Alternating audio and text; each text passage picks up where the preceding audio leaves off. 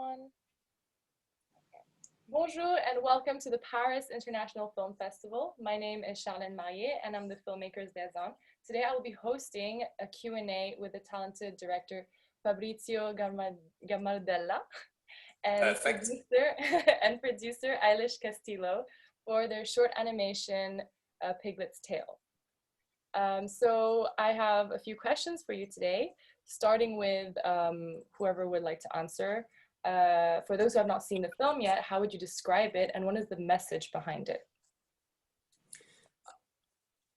You want to go ahead? You take this one, director.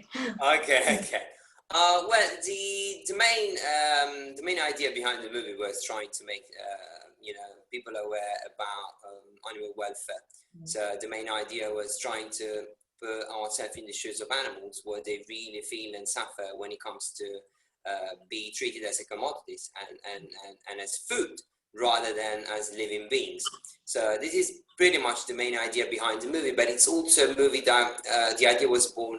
There's a lot of my background in the movie, so the idea was also about how families deal with kids that got special needs, basically. Can be anything.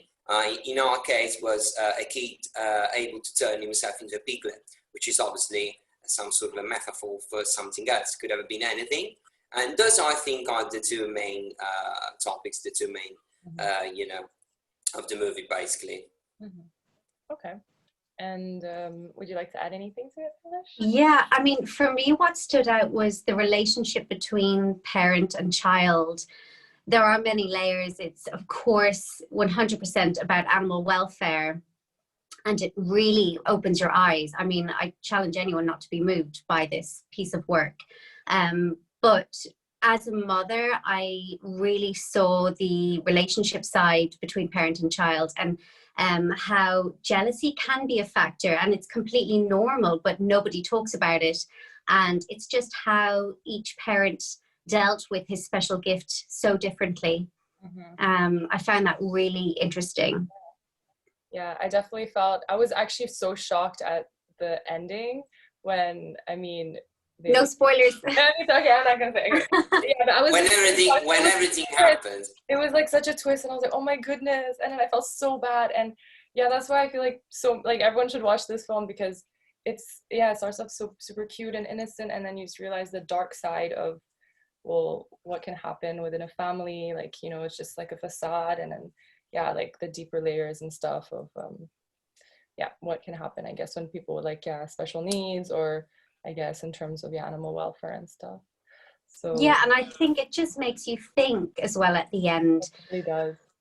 About your own life. And I think, Fabrizio, correct me if I'm wrong, but I think you wanted to deliver a message that would touch people's hearts, and it 100% has done that. And yeah, 100%. Yeah, and no, I agree. Yeah. No, it's absolutely true. But also what you said a few minutes ago, basically, I really think that it's super spot on. It's exactly what I was trying to do, because basically there's a lot of my background, and the kind of relationship you can see between father, mother, and kid, it's exactly what happened when I was a child. I had a really lovely relationship with my father, really strong bond, but I didn't really click with my mother, and that has been going on for many years. Then everything changed. So now me and my mother, we got an amazing relationship. But when I was a kid, there was some sort of tension in the air, because me and my mother, we were pretty much similar in terms of character, and that made basically us, kind of fight pretty much every day on anything, because we were too similar. And it sounds weird, but obviously when it comes to I haven't got children. But I still do believe that even if you got more than one, probably you can't really have the same relationship with all of them, and can't be the same. I'm not saying that you love one more than the other, but I'm just saying that can be different the way you interact with one rather than the other, which is the same stuff that happened to me when I was a kid. So that's why it feels so real, because basically it's based off my background. It's based on my childhood. So I think that Ailish was totally spot on. And just the different dynamics, as you say, Fabrizio, it's not nothing's right, nothing's wrong within a family. it's just finding that dynamic and finding your place within that family, and how a mother or father or child can challenge that and push the boundaries. So I just loved that mix. It just mixed beautifully with that whole message of animal welfare as well. And also the animation itself is just stunning. Fabrizio, I'm sure, can tell you more about, you know, how he found his amazing artists, but the way it's put together as well, it's just like a beautiful Disney movie. So yeah, I love that. It's like those short movies they show at the beginning of, like, you know, those Disney, like in Incredibles or something. There's like, exactly. Yeah, like it's such a, and I feel like the fact that it's an animation really adds to like how touching it is. And I don't know, I feel like it's really relatable. Just like, because also it's like when you're a child, you just watch you know, animated movies, cartoons, and I feel like anyone can watch it. This is for like all sorts of audiences, any ages, and I feel like it's just like I think it's a way to get into other people, like many people's hearts, you know. I don't know, the fact that it's an animation is just like good choice. We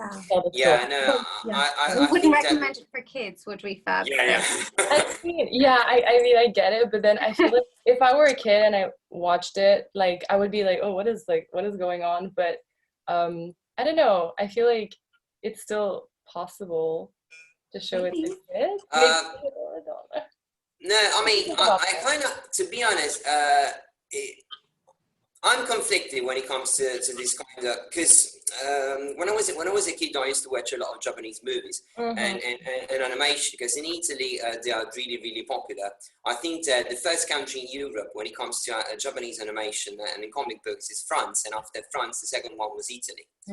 And when you watch Japanese movies and you are into anime, especially from the 80s and the 90s, there are so many really funny topics and even graphic, let's call it violence, but there's a really deep message behind those movies and those cartoons, basically. Well, obviously, I know that 20 years ago it wasn't the same as today, that's true.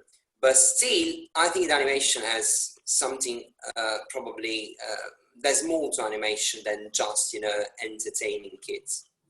So that was my idea. Well, obviously, you know, probably today I wouldn't really let someone 10, 12 years old watch the movie. But, I mean, it really depends on the case. Maybe the end is a bit too strong. But still, I think that the best way to get the message across was through animation. And, you know, going back to 4 years ago, I'd have done the same, to be honest. That's true. I mean, if you put it into live action, it might feel a bit.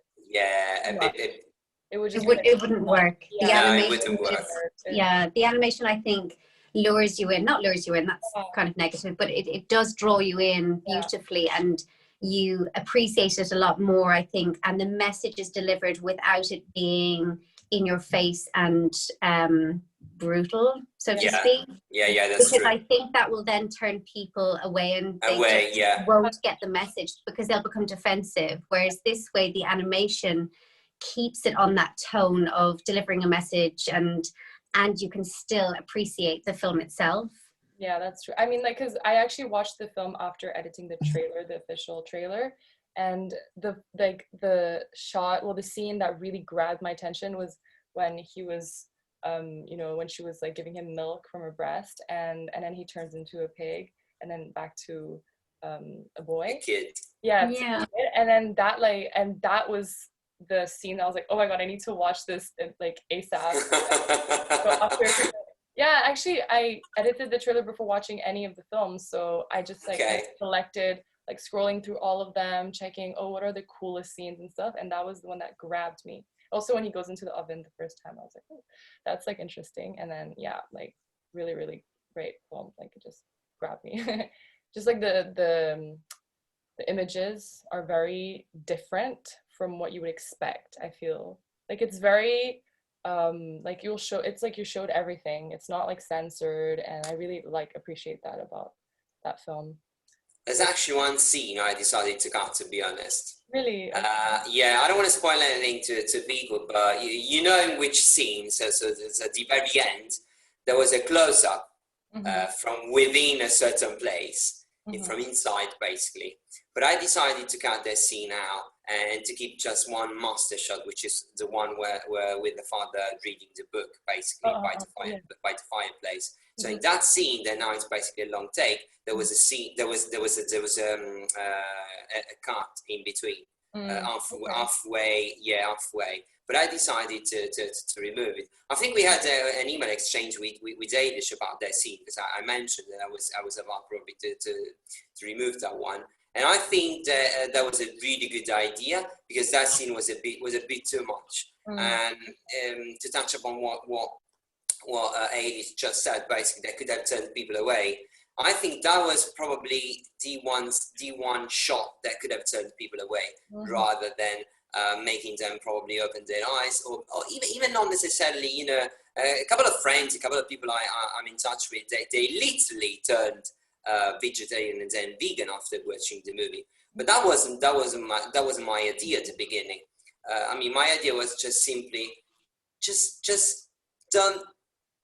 I mean, think when you are having a huge plate of meat, that it's not just food that, you know, comes from nowhere. That there was a life in there which is not there anymore. Yeah. And there's a suffering behind these. So, I mean, just because so many people, they don't really realize. I mean, there was a lot. I was into meat when I was in Italy. I mean, I've been a vegetarian for 20 years before turning vegan 3 years ago. But when I was a kid, I used to eat red meat pretty much every day, because I grew up in the south of Italy, and meat in the south of Italy is still a big thing. Dairy and red meat, it's a huge thing in Italy.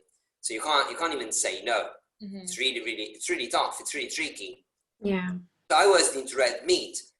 And the first time that I did realize that how much suffering there was behind my dinner was just watching a video on YouTube by chance. I mean, I was just, you know, I was literally just wasting some time on YouTube. And then I saw this video of, I think, the feathers being skinned alive. Yeah. And that day, literally, after watching the video, I was about to eat. It was lunchtime, and I had this huge plate of red meat in front of me, and I said, "I'm sorry, Mum, I can't have this. It's just not gonna happen." I mean, she was shocked, honestly, because I was, where's my meat? Where's my bacon? Where's my, you know what I mean? I was just obsessed with meat, and I said, "I'm not gonna eat this. It's just, I mean, I can't do it anymore." And I've never touched meat ever since 2020, 2000. It was 2000. Yeah, 21 years. Wow. So it takes that was the idea behind the movie. That sometimes it takes nothing. It takes a blink of an eye, 5 minutes, and you know you do realize that, oh my goodness, I haven't never thought about this. It comes like a realization, something so, you know what I mean, something so sudden. All of a sudden, you do realize that, oh my God, this was a lie. It sounds stupid, it sounds silly, but it's not, because, you know, we don't have time to think about these kind of things, unfortunately. And that just shows the power of film, how like just watching a video, something just can completely change your view of something. Yeah, absolutely. Yeah. Crazy. Yeah, and actually, absolutely. And it's just about opening people's eyes. You know, as Fabrizio said, we're not shoving anything down anyone's throats.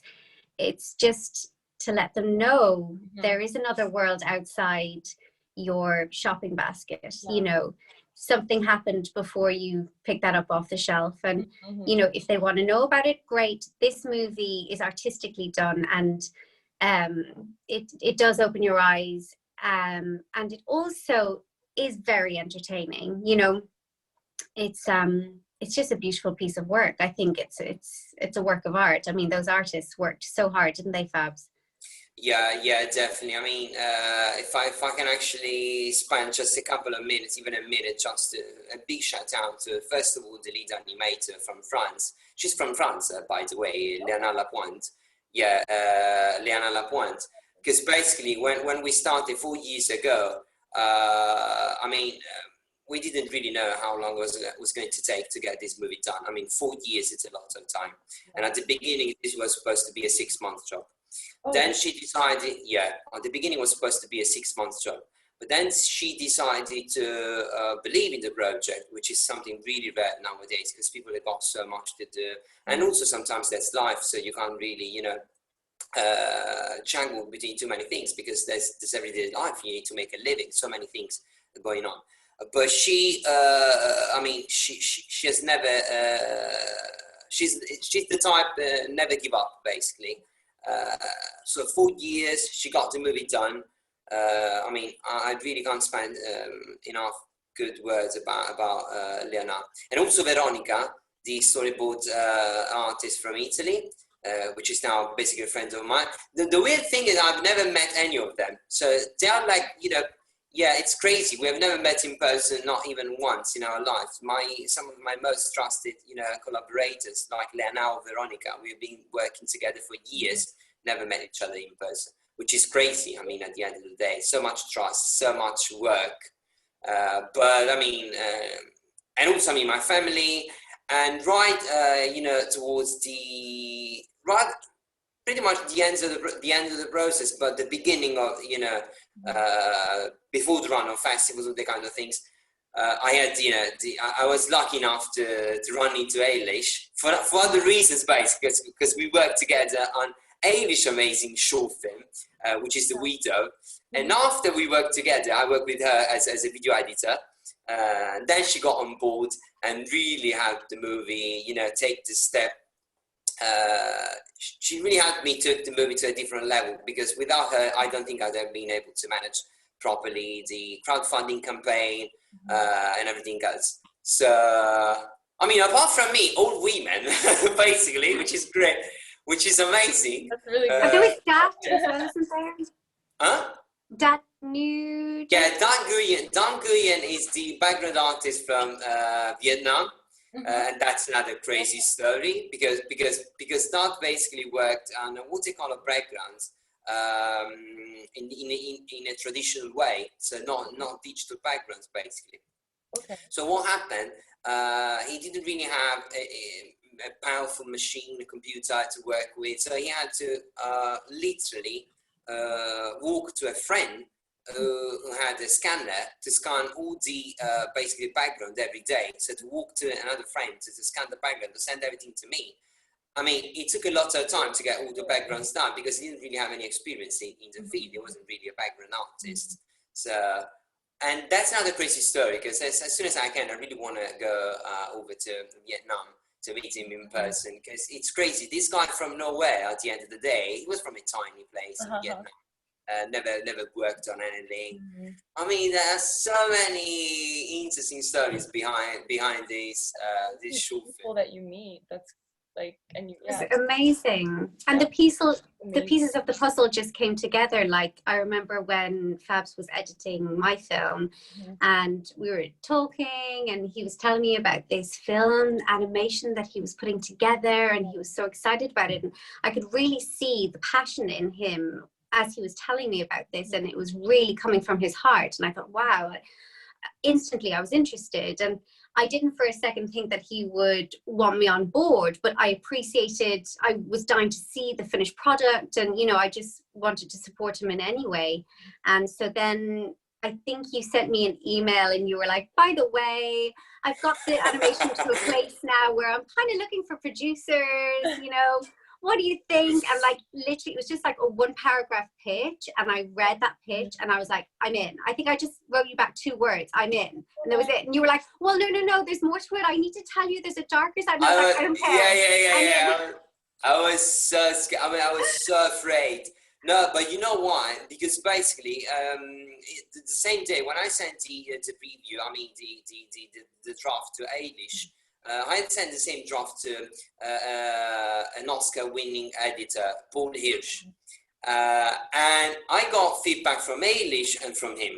So the feedback from him was, I wish I could unwatch this movie. This movie, it's terrible. It's one of the worst short films I've ever seen in my whole life. I hated it, and I wish I could watch it. That's basically the feedback from the Oscar-winning editor, which is the editor of Star Wars, basically. And then I got some feedback from Ailish, which was completely different. And I thought, But you know what? I know, maybe, he's experienced, he won an Academy Award, anything.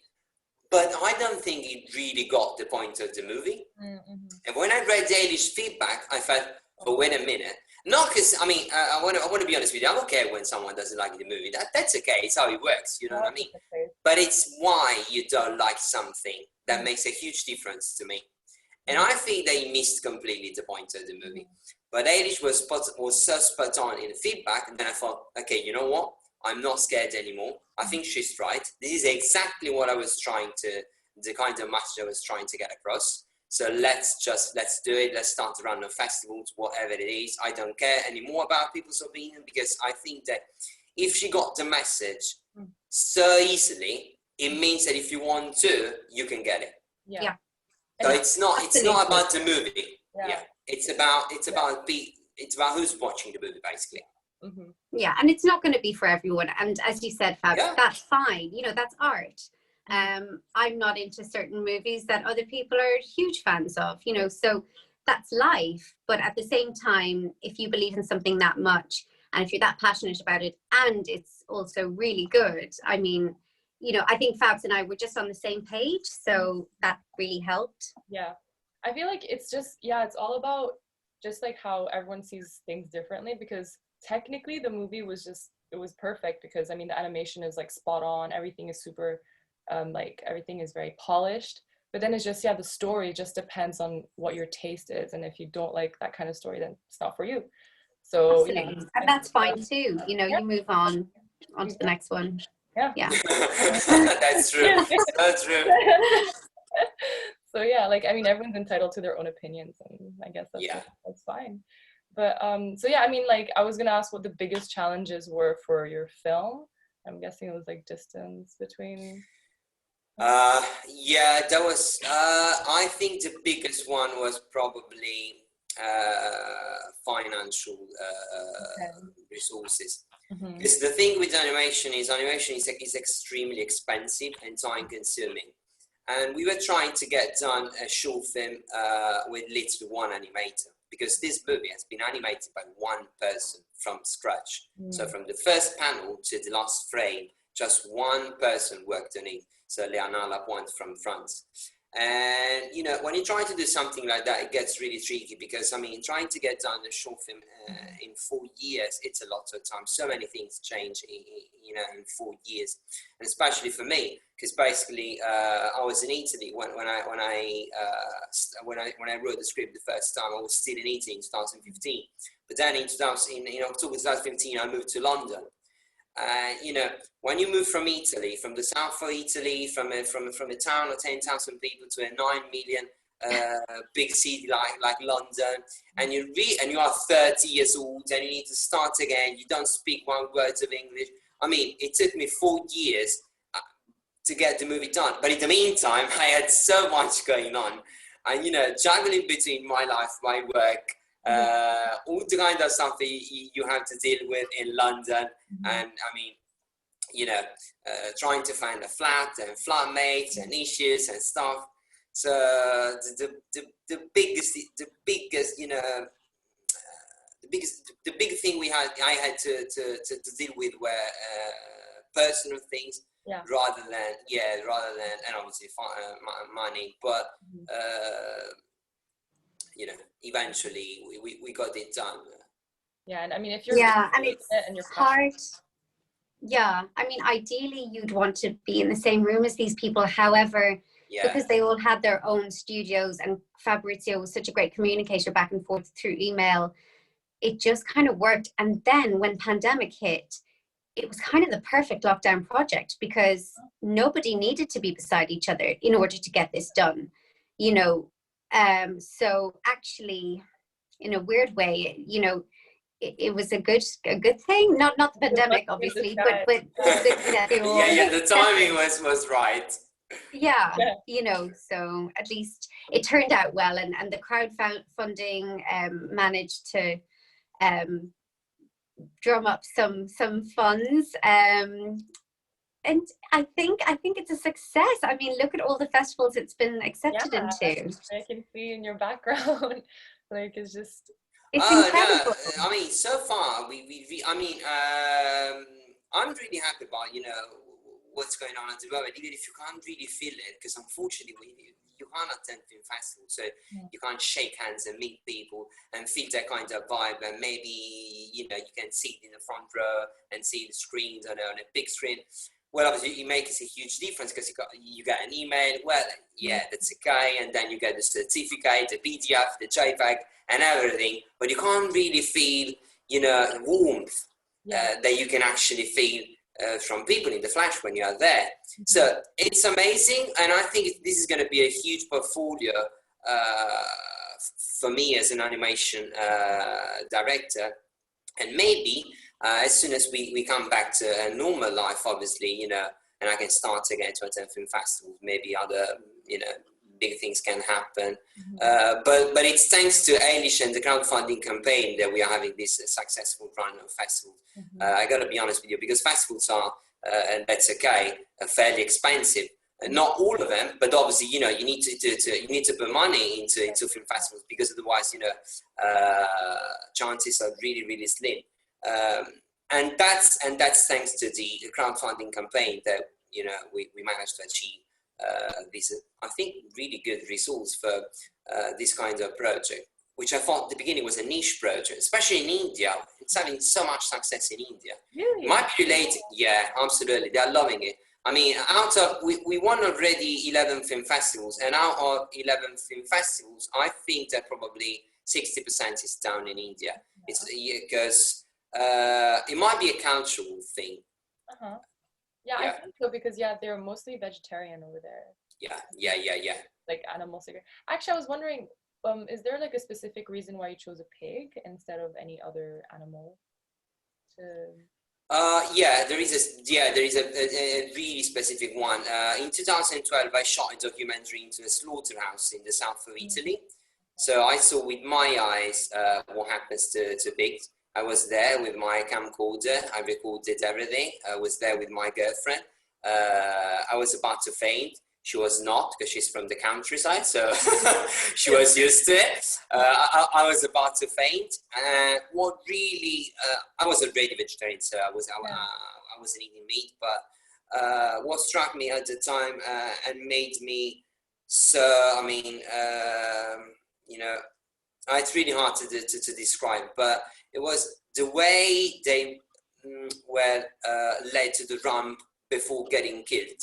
You could see some really primal fear in their eyes. They know exactly what was going to happen, and the way they, I can't really say screamed because they're not people, but the street sound they were doing was just so, terrifying. You felt that you were about to die with them, literally. That was it's one of the most shocking things I've seen in my life. So I thought, no, wait a minute. And that's why, when we have the main scene, that sound, it's actually taken from an actual slaughterhouse. Oh, wow. The sound you can hear. And I know that sound because, got stuck into my mind for 2012, almost 10 years now. So that's why I decided that was going to be definitely a pig. And you have a pig as well yourself, didn't you? and also because I adopted one when I was in Italy. We adopted one pig that we borrowed to shoot a commercial. But then I decided I couldn't give it back because I knew what was going to happen if I was going to give her back. It's a female one. So also I basically raised her, and I know how smart they are and how loyal they are. They're really similar to dogs. I mean, pigs are extremely smart. They're smarter than dogs, apparently. Yeah, they are. They're extremely smart. They're extremely smart. They know exactly the difference between you and someone else. So it's not like, chicken. We got chicken as well. So I want to say that chicken are stupid, but I mean, they're okay. I wouldn't eat them, obviously. But you can't really feel that kind of, that you can actually, Yeah, there's definitely more of a human connection. That's less interaction. Pigs. Yeah, there's a huge human connection with pigs. Even their eyes, I mean, they are so deep, you can actually see that they love you, just as the same as dogs and cats. Dogs especially, the way they show feelings is different, and I think that pigs are so similar to dogs. So I think that it's time that people need to realize that if they don't eat a dog, why aren't they eating a pig? That's true. At the end of the day? And then maybe they get extremely upset or they freak out when they hear, oh, these people from, let's say, China or whatever, they eat dogs. Yeah, but you eat pigs. I mean, you eat pigs. Maybe they get horrified if you eat a rabbit. I mean, who knows? It's just a cultural thing. So why are you judging them because they're eating dogs? And you don't want to be judged because you're eating a pig or a cow. Yeah, that's a good point. I only became a vegetarian quite recently, and a lot of it was to do with your film, Fabs. And I'm so grateful for that. You know, I feel healthier as well. From a selfish point of view, it's just healthier, a healthier lifestyle, and also you feel like you're doing a little bit of good in the world. And yeah, I think just getting back to the film, like, it's a nice message to give. Like, it's not a terrifying one. It's a nice one. Yeah, no. Oh, have I cut out? It will definitely. No. Yeah, we see you. Yeah, it's a message of love. Love what's on this earth. Love your animals. Love your humans. But you know, they're living too. They deserve some love. True. And I feel like it's always. I feel like a fiction film is always a better way to communicate feelings rather than like a documentary about like veganism, and people think, oh, this is like too in your face, like I don't think I believe 100% what they're talking about. But when you come like from the heart, it's like a fiction film, like you feel the emotions, then that's what I feel like it has more impact in terms of like what you decide to do afterwards. So I think 100%, absolutely. A lot of perceptions. Like I think it's a really great film to show people. And well, thank you for having us. Thanks for having the film in your festival. We're delighted, aren't we, Fab? Of course. I mean, I mean, I'm so excited. I mean, I'm so glad that I don't have to work today because I was going. No, that's true, because I was going to miss this, and you know, I'm really happy when I got the opportunity to talk about the film, because I'm so glad. especially when this kind of movie where, I mean, you can actually try to reinforce what was the idea behind the message, trying to let as many people as possible understand it. As just Ailish said, it's about love. So even if it's a harsh movie, it's tough to watch. I do understand that, but it's still about love. So what we want, it's trying to have as many people as possible realize that we need more love around, and it starts treating animals not as a commodities but as living beings, I believe, to be honest. I agree. I completely agree with you. And so what is your future project for the film? I'm already, this one, I thought a new one, because I'm already working on a new short one. What is the future for, in general, your projects, or like the film itself?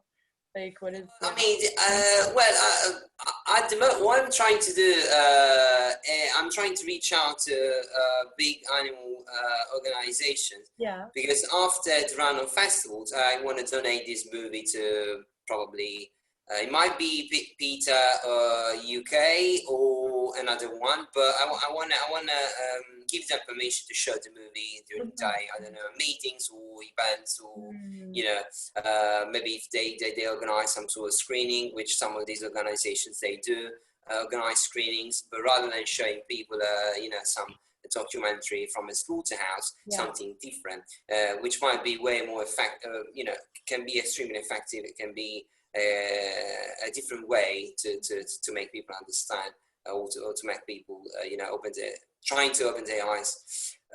That's what I want to do, to be honest.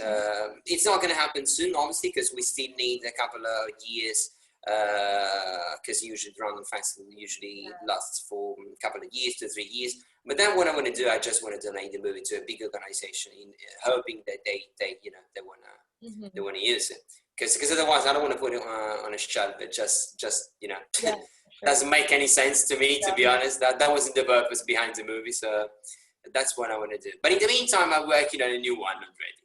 Okay, and are you working on something related to this one, or is it? Yeah, it's again between the relationship between a human and animals, but in this case, it's a dog. It's a stray dog that basically a little girl found a dog into a rubbish bag by a rubbish bin. Mm-hmm. She adopts him, but for some reason they get separated, and by the end of the movie they get united again. Mm-hmm. It's called Super Trump, like the Trump and the lady. This one is a Super Trump. Okay. Yeah. No, it's going to be an amazing project, but it's going to be a 3D one rather than 2D. Oh, okay, nice. Yeah, because I managed because I managed to get on board one of the lead animators of the Avenger franchise. He also animated, Marco La Torre. He's an amazing animator from Canada. He worked on the Avengers movie, he worked on Spider-Man, he worked on The Secret Life of Pets. And I'm working with him and a team of guys from Italy, and we are putting this movie together. That's amazing. Short film. I'm glad to hear that. Oh, that's great. Well, I'm excited. I don't know when it's gonna come out, but coming out next Christmas. Okay, then I thought it maybe like 4 months. Not too sure, but no. No. Coming it again at the festival. Definitely, 100%. Yeah. Is there anything you'd like to add before wrapping it up? I think I pretty much said everything I hoped I could have said. I'm okay. If Ailish wants to add something, but no, just thanks for having us, and we hope everyone at the festival enjoys it, and we're looking forward to seeing the other films as well, aren't we? That'll be fun. Yeah, I mean, I usually, when I get the link from film festivals, I usually do, to be honest, especially animations. I'm really interested in seeing what other, animation director, what they come up with, because I know that the animation is time consuming, so usually compared to short films where sometimes, you do feel that you can, I don't want to say improvise or maybe change things on location, but you can mix, you can shuffle cards a little bit. You can't do it with animation, so usually, I'm really interested in watching other animations. Yeah, I mean, I think there's not many, so yours is definitely going to stand out a lot. Okay. That's good. But all the films are really amazing. I mean, they were selected for a reason, so I'm really excited for you guys to see them as well. And so I'm excited to see you guys at the festival. Thank you. Thanks, Charlène. Again, thank you so much, and congratulations on your selection. And we're so happy to have you at the Paris International Film Festival. Please, everyone who's watching, go check out A Piglet's Tale in the cinema on the bottom right of the screen. And if you guys would like to share with me like ways that people could support and share your project, like social medias or anything? Piglet's Tale on Facebook, basically. So they can see we got pretty much everything on the Facebook page. So the film festivals we are in, there's a trailer, a lot of behind the scenes. There's a lot of content. A lot of behind the scenes. They can take a look. They can actually see the whole process, the animation process from scratch to the final movie. Yeah, we got a lot of videos about it. We got lots of videos. It's basically all the content we used on the crowdfunding campaign. So A Piglet's Tale on Facebook. Mm-hmm. Okay. And so that's A Piglet Tale short film, just if you want to follow, if you're searching for it. And also Line Bear Films, which is my production company on Instagram, if you want to go there. And I post every time, it gets festivals and, exciting things happening. So if you want to check it out there as well. Okay, well, that's great. We'll definitely share and support your film because it deserves to be pushed out there. Very, very important message and a very beautiful animation. Thank you so much for your time. Thank you. At the festival.